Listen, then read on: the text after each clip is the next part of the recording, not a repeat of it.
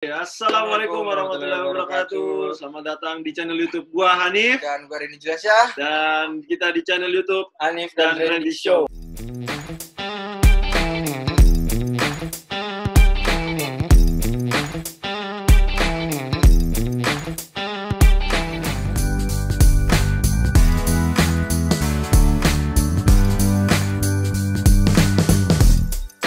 Sekarang kita kedatangan tamu spesial, Coach Fahri Husaini. Coach Fahri Husaini. Selamat datang, Coach. Selamat datang, Coach.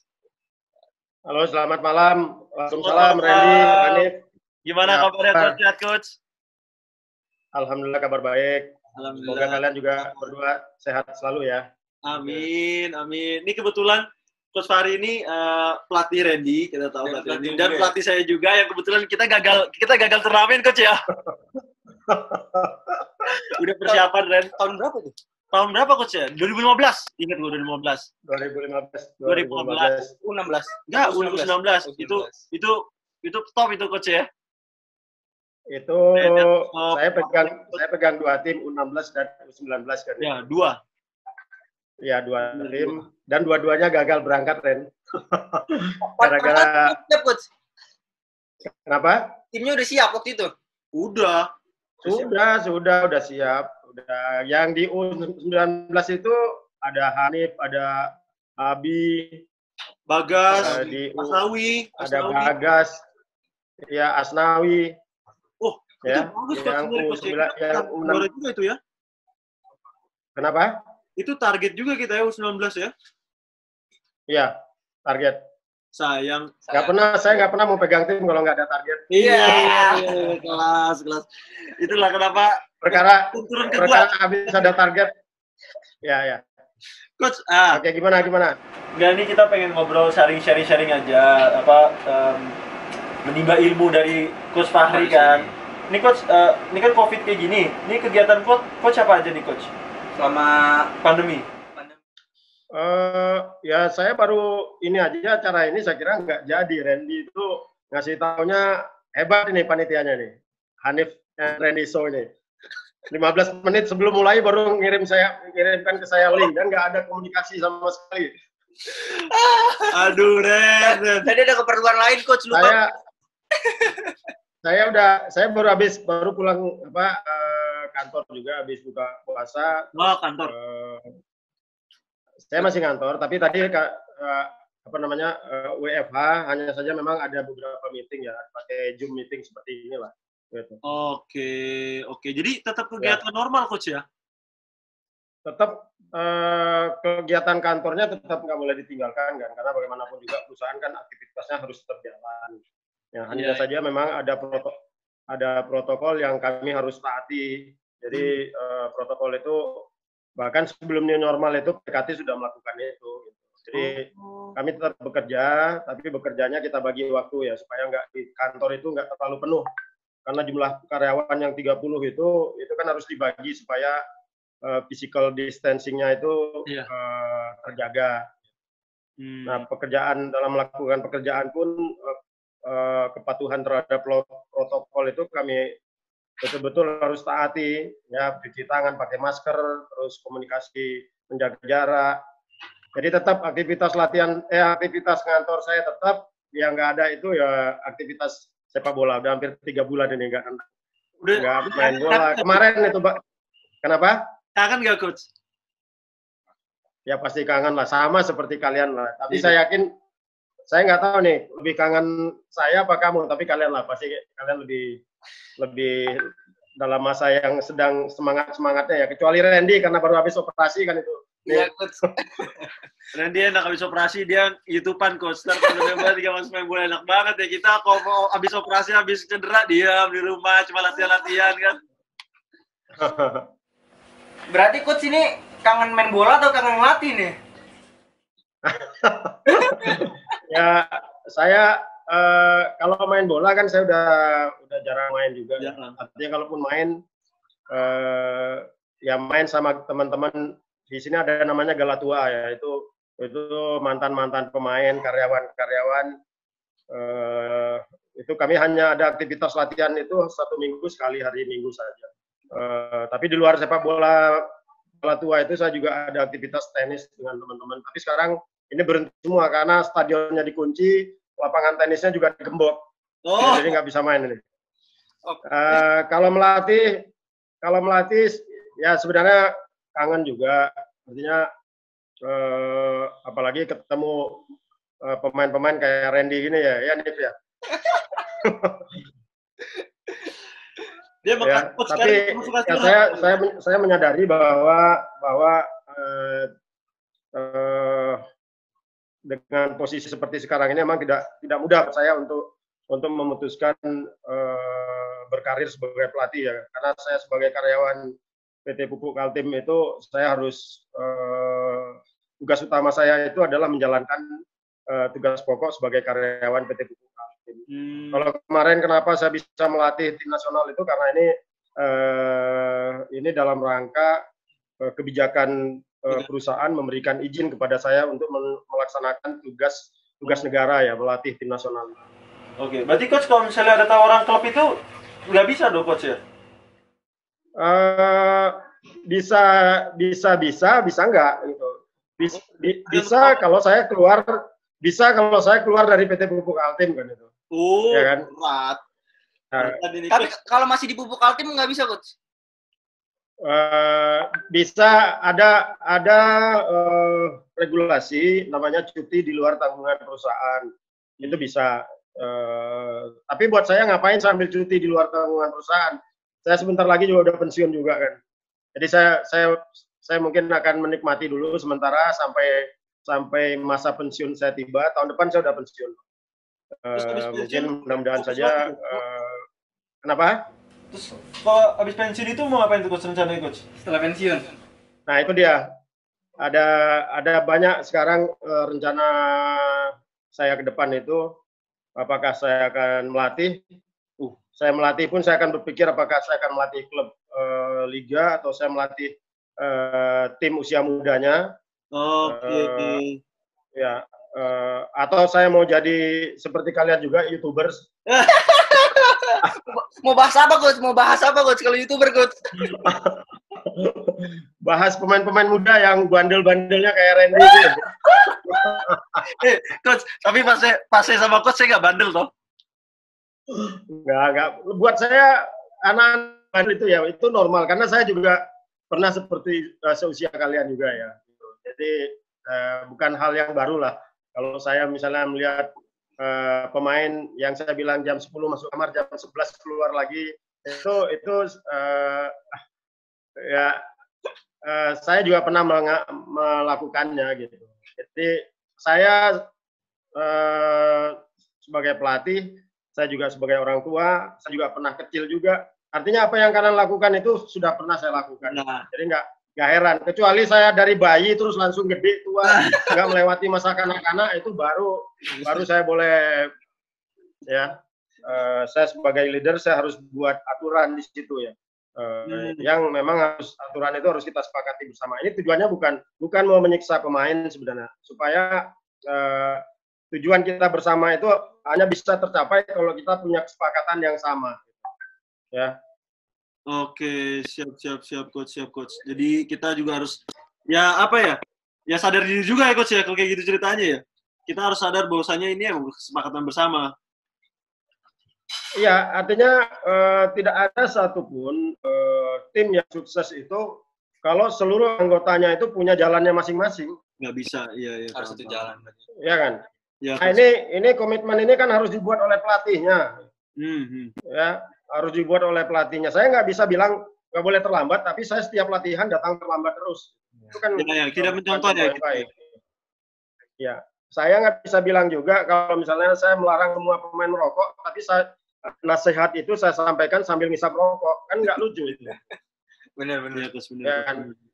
Nah ini yang tentu keteladanan itu harus dicontohkan terlebih dahulu oleh pelatih dan timnya.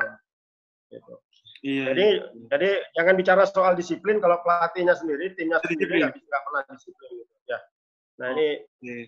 Ya, nah ini yang saya coba untuk sampaikan ke seluruh staf pelatih supaya kita ini bisa menjadi contoh. Iya, coach. Coach, tapi emang kangen sih saya, coach. Bisa tes lagi sama coach. Balik lagi aja ke junior. Kagak, justru coach naik senior lah. Kan katanya tahun depan udah mulai latih klub kan. Ya, mungkin pensiun deh. pensiun terus Arema mungkin kosong kan. Ya, bisa masuk Arema ya enggak? Atau coach di mana saya datang dah? Ya saya tentu harus memilih ya Hanif ya. Iya, Saya harus memilih budaya klub itu seperti apa gitu. Ya ini penting buat saya karena buat saya sepak bola itu bukan hanya 11 saya menyiapkan 11 pemain atau 20 pemain. Sepak bola itu lebih dari apa yang kita saksikan sekarang ya. Sepak bola harusnya menggembirakan, ya kan. Sepak bola itu harusnya mempersatukan. Ya, sepak bola itu harus bisa memberikan hiburan buat orang banyak. Ini yang kemudian sepak bola itu juga mengelola orang, mengelola nasib orang juga. Nah ini tentu tidak lepas dari bagaimana kondisi manajemen, bagaimana budaya klub itu dibentuk gitu. Kemudian keterikatan antara supporter dengan klub itu seperti apa. Nah ini penting sebenarnya buat pelatih sebelum pelatih itu memilih ya dia akan berlatih di mana. Jadi nggak sembarangan. Termasuk juga keberadaan pemain gitu, ini penting buat saya yakin lah setiap pelatih sebelum menentukan klub itu pasti punya pertimbangan. Jadi sangat mendetail sekali coach ya untuk memilih klub gitu ya. Jadi nggak cuma hanya di klubnya tapi kayak faktor budaya pun juga dipertimbangkan. Ya ini penting ya ketika kita melatih satu tim yang punya basic dukungan supporter yang militan gitu. Ini tentu akan berbeda dengan tim yang mungkin supporternya biasa-biasa aja. Iya, benar. Ya, ini tantangannya tentu akan berbeda ya. Ya. Okay. Saya yakin semua pelatih pasti akan bersemangat sekali untuk bisa melatih di Arema, tim yang punya basis penonton begitu militan, ya, atraktif. Ya, tapi tentu ada pertimbangan lain lagi yang juga kalah pentingnya dalam memilih klub. Sama seperti saya kira sama lah. Pemain juga seperti itu kan. Uang itu penting tapi bukan segala-galanya kalau memang kita latih di klub yang banyak uang tapi sepanjang satu musim tersiksa terus perasaan ya buat apa? Iya. Atau mungkin coach sudah ada tawaran untuk melatih di klub mana tahun depan? Ada bayangan coach? Belum ada. Nanti saya mungkin kalau ini kalian pertanyaannya kayak agen aja. Jangan-jangan titipannya Muli ya? Langsung disebut produknya, langsung disebut. Ya kan sama-sama manajer kan turun dikit ya. Ada bagi dikit lah. Coach, ngomongin tim sekarang timnas nih. Sebenarnya nih tar dulu sebelum timnas nih. Coach kan kita kenal sebagai pelatih yang ya itu kita tahu coach membawa juara timnas 19 juga dan juga pelatih yang kalau menurut gua one of the best coach ya, Indonesian coach yang pernah gua rasain. Nah, tapi di sebelum itu pas jadi pemain pun juga prestasinya luar biasa, Ren. Nggak cuma pelatih ya. Nggak cuma pelatih. Nah, coach ada nggak sih coach rahasianya coach jadi pemain itu sukses, jadi pelatih pun sukses? Ada nggak coach yang mungkin yang membedakan atau gimana? Ya, kalau dibilang sukses, saya sebenarnya sukses saya itu belum sempurna ya, Hanif ya, pada saat jadi pemain. Saya hanya main di 3 klub saja, Lampung Putra, Petrokimia Putra, dan PS Pupuk Kaltim. Kami nggak pernah juara, saya nggak pernah merasakan juara 1, tapi 2 kali saya merasakan runner up. Ya, untuk ini kurang sempurna kalau kita bicara ukuran sukses itu harusnya menjadi juara. Untuk tim nasional pun saya belum pernah juga membawa medali emas, mempersembahkan juara. Saya hanya di SEA Games 97 itu kami kalah di final melawan Thailand ya, di penalti. Ya, saya lebih merasakan menempatkan diri saya itu sebagai pemain bola yang bisa memberikan hiburan kepada orang banyak. Ya, mungkin dengan mainnya saya, dengan sportivitas yang saya tunjukkan, dengan gol-gol yang yang saya buat. Mungkin saya buat gol lebih banyak gol saya daripada Randy kayaknya tuh. Aduh coach, jangan buka kartu coach. tapi ada momen-momen tertentu yang Randy, Hanif itu lebih hebat dari saya lah.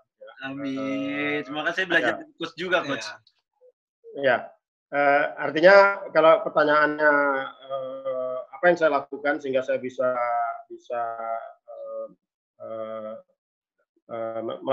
mendapatkan sukses meskipun belum sesempurna kesuksesan seorang pemain, saya hanya melakukan ya mungkin kalian juga sudah melakukan itu ya. Artinya saya betul-betul menikmati sepak bola. Saya menikmati sepak bola dan saya tidak pernah mengkhianati sepak bola itu. Ya, artinya saya tidak pernah dan tidak akan pernah saya melakukan itu, baik sebagai pemain maupun sebagai pelatih. Ya mungkin kita bisa, saya yakin saya pernah banyak mendapat ujian juga pada saat jadi pemain, ya pernah mendapatkan godaan juga. Tapi syukur alhamdulillah semua ujian, semua godaan itu bisa saya lewati ya gitu. Meskipun melewatinya itu tidak semua orang suka dengan apa yang saya lakukan. Ya, begitu juga pada saat saya menjadi pelatih, cobaan itu juga cukup luar biasa gitu. Ya, tapi syukur alhamdulillah saya masih tetap punya komitmen. Artinya saya masih bisa membanggakan diri bahwa sampai sejauh ini saya tidak pernah sekalipun terlibat untuk tindakan-tindakan yang sifatnya mengkhianati sepak bola. Oke. Ya, ini penting buat saya. Ya, ini penting karena sepak bola ini sebenarnya profesi pemain, profesi pelatih itu adalah profesi yang sangat mulia, ya, Hanif, Randy ya. Artinya sama mulianya dengan profesi dokter, sama mulianya dengan profesi insinyur, ya. Kita menghibur banyak orang, ya. Kita bekerja betul-betul dengan tenaga, pikiran, bahkan darah dan air mata pada saat kita bertanding maupun berlatih, ya. Tentu ini profesi yang kalau kita bisa mendapatkan hasil dengan apa yang kita lakukan, ini nilai ibadahnya kan tinggi sekali. Iya. Ya. Nah ini yang saya sampaikan bahwa ya saya nggak punya kebanggaan lain kalau saya lihat selain kebanggaan bahwa saya tidak pernah mengkhianati sepak bola. Saya ya. Tapi pernah nggak coach punya satu tim sama orang yang seperti itu coach? Saya merasa pada beberapa pertandingan ya saya telah dikhianati gitu. Baik pada saat saya sebagai pemain maupun saya sebagai pelatih ya. Kalau yang saya sudah merasakan itu gitu. Cuma untuk kasus-kasus itu kan tidak mudah kalau kita tidak bisa membuktikannya. Iya. Ya enggak? Iya, betul. Ya enggak? Iya benar. Itu sulit sekali gitu. Tapi saya tidak bodoh lah untuk menangkap apabila Randy yang sudah di depan gawang, passingnya yang bisa mengarahkan bola itu ke pojok mana saja, tapi bola itu luput, tapi bola itu nggak mengarah ke gawang gitu. Itu udah kelihatan. Itu coach. Itu udah kelihatan gitu. Tapi kalau saya diminta oleh pelatih disuruh atur apa namanya pertandingan, itu sudah pernah. Saya sampaikan ke pelatih itu, ya, kalau kamu pasang saya akan buat gol. Ya, saya akan buat gol. Saya nggak peduli tim ini menang, saya bilang gitu. Tapi kalau memang kalian mau atur, jangan mainkan saya. Gitu. Akhirnya kesepakatan itu saya dikeluarin di babak kedua. Gitu. Ya terserah. Kalau memang babak kedua terus diatur-atur, terserah. Yang penting saya nggak ikut main. Gitu. Ya. Dan itu sudah saya lakukan. Gitu.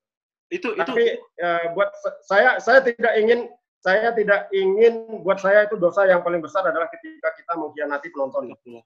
Ketika kita mengkhianati penonton yang datang ke stadion 20.000, 30.000 penonton datang ke stadion, ya. Kemudian kita sudah tahu hasil pertandingan itu seperti apa. Ini pengkhianatan yang luar biasa gitu. Ini kejahatan yang luar biasa gitu.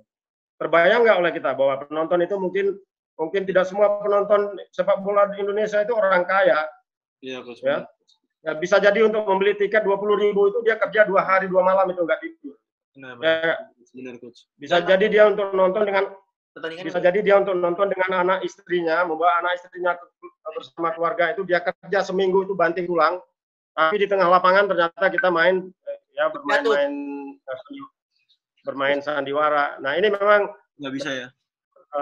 ya tidak mudah lah untuk apa namanya untuk menghadapi situasi ini. Hanya pemain-pemain yang kuat, hanya pemain-pemain yang punya keberanian saja bisa lolos dari situasi ini. Tapi Coach, dengan konsekuensi, dengan resiko ya. akan menjadi pemain yang tidak populer.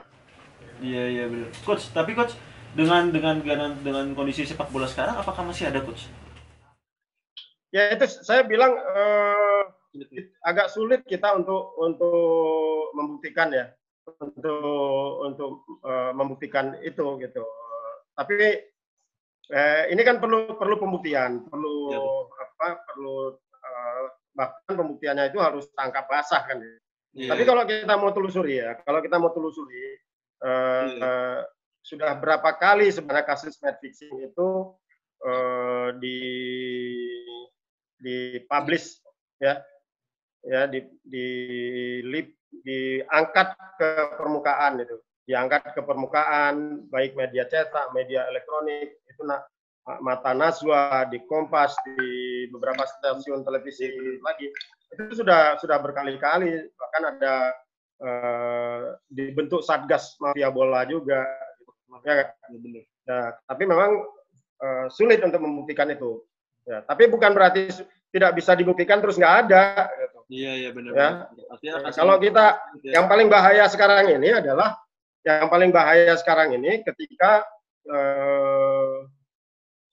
ketika kita merasa bahwa sepak bola kita itu aman-aman saja. Nah, ini yang paling bahaya. Saya sebagai pelatih ya, ini di momen ini saya sebagai pelatih, BFC itu pernah diminta terang-terangan itu minta supaya saya ngalah. Pada saat saya pegang tim BFC ya di musim terakhir BFC ketika diserahkan pengelolaannya kepada pemerintah Kota Bontang, itu terang-terangan pengurus datang ke saya untuk minta itu. Dan saya juga terang-terangan juga saya tolak itu mentah-mentah. Minta kalah. Tapi siapa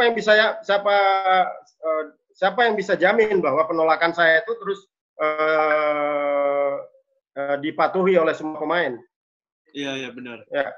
Tapi sekali lagi saya sampaikan bahwa kasus-kasus seperti ini biasanya bisa lebih sering menyerang klub-klub yang memang kondisi keuangannya sulit, kondisi keuangannya itu sedang sulit ya. Yeah. Nah, pemain tidak menerima gaji beberapa bulan. Nah, ini kan rentan sekali. Kondisi seperti ini rentan sekali dimasuki oleh orang-orang yang ingin memanfaatkan sepak bola itu untuk mencari keuntungan pribadi. Nah, saya hanya berpesan kepada kalian berdua, mungkin pada seluruh pemain-pemain muda lah. Ya, sekali lagi jangan pernah mengkhianati sepak bola. Ya, jangan pernah mengkhianati sepak bola karena sepak bola itu tidak diturunkan Allah itu kepada semua orang gitu. Ya, tidak semua orang itu mendapat keterampilan diberikan Allah itu bakat bermain bola dengan baik ya. Ya enggak? Ya benar coach. Enggak semua orang diberikan bakat sepak bola seperti yang diberikan Allah itu ke Hanif, seperti yang diberikan Allah itu ke Randy. Iya. Ya. Nah, kalau bakat itu diberikan ke kalian ya gunakanlah bakat sepak bola itu untuk kebaikan. Kalau misalnya untuk mencari nafkah lakukanlah carilah nafkah yang dengan cara yang halal melalui sepak bola. Ya. Saya nggak kepengen melihat kemuliaan sepak bola itu rusak. Ya, hanya karena beberapa oknum yang nggak mampu menahan godaan itu. Iya. Semoga. Jadi sekali lagi saya sampaikan bahwa saya sudah pernah mengalami baik sebagai pemain maupun sebagai pelatih. Ya ditawar, ya makanya saya bisa ngomong gitu. Kalau saya nggak pernah mungkin orang akan bilang paling kamu cuma ngomong aja kan. Saya udah pernah. Gitu. Iya benar. Ya coach, semoga generasi saya, Randy dan seterusnya terhindar dari hal-hal seperti itu dan kita kuat untuk Godaan. kuat godaan dan kuat juga untuk prinsip kita untuk tidak mengkhianati sepak bola ya coach ya. Ya, kalaupun misalnya kalian nggak sanggup, minimal kalian nggak terlibat di situ. Gitu. Nah, Kalau ya. kita nggak, saya punya prinsip sampai sekarang yang tetap saya pegang ya. Kalau saya nggak bisa memperbaiki, minimal saya tidak ikut terlibat sebagai pelaku.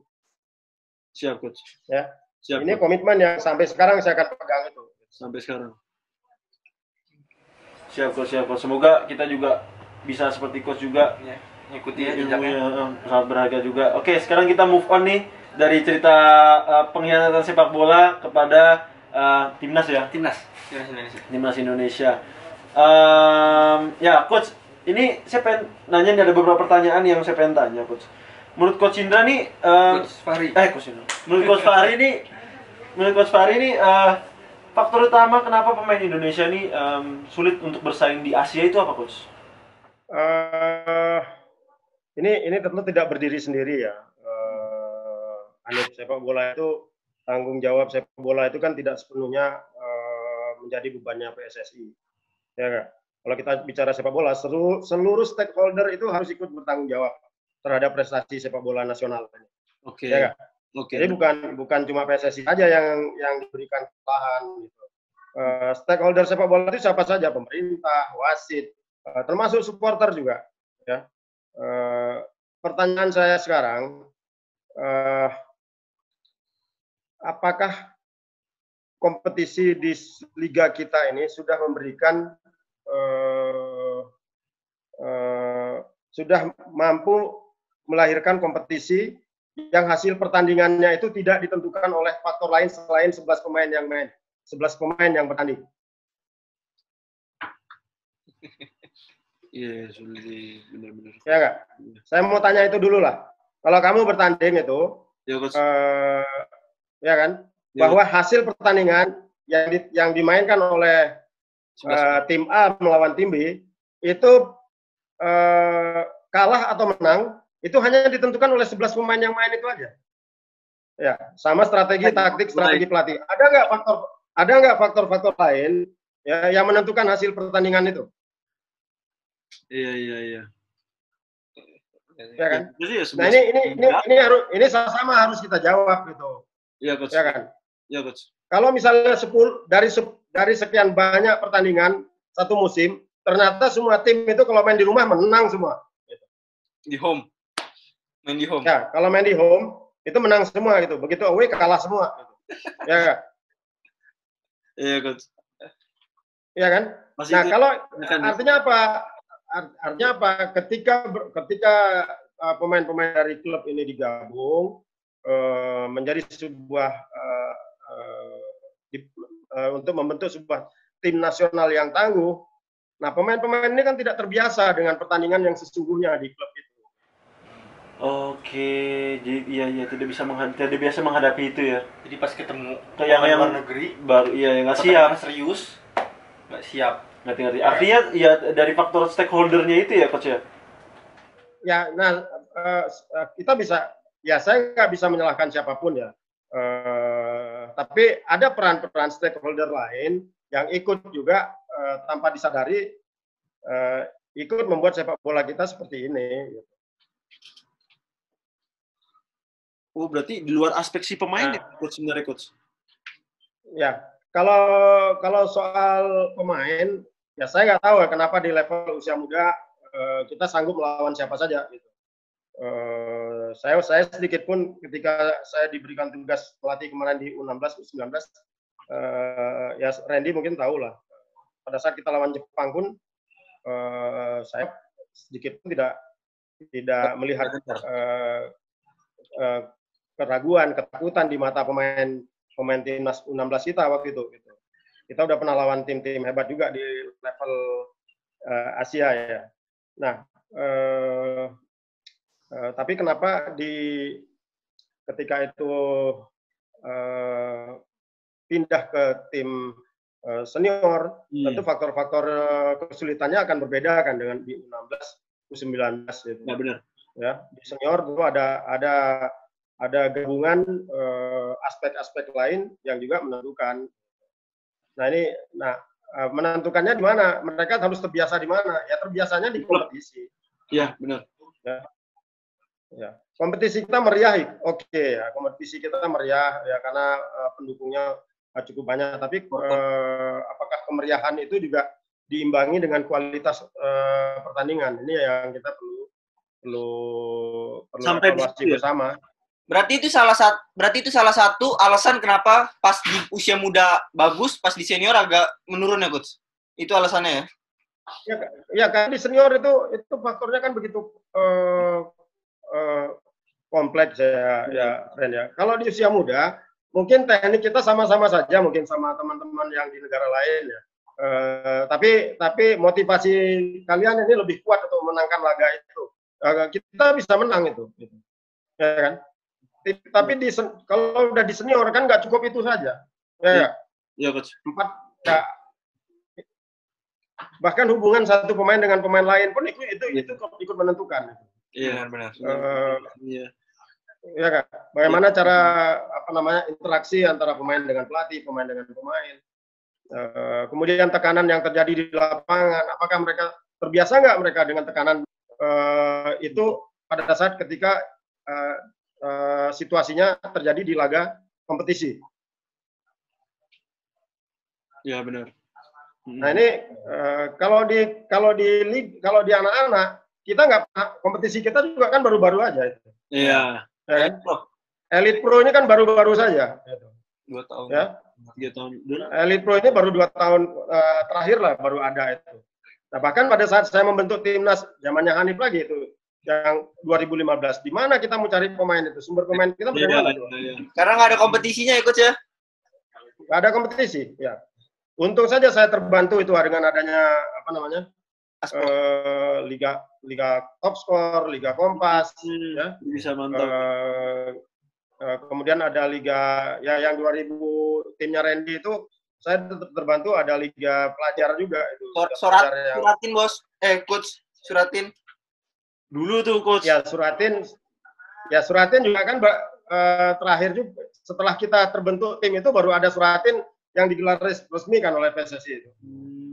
Nah, daerah-daerah lain pun dari 34 provinsi kan tidak semua itu menggelar kompetisi usia muda ya. Iya benar Coach.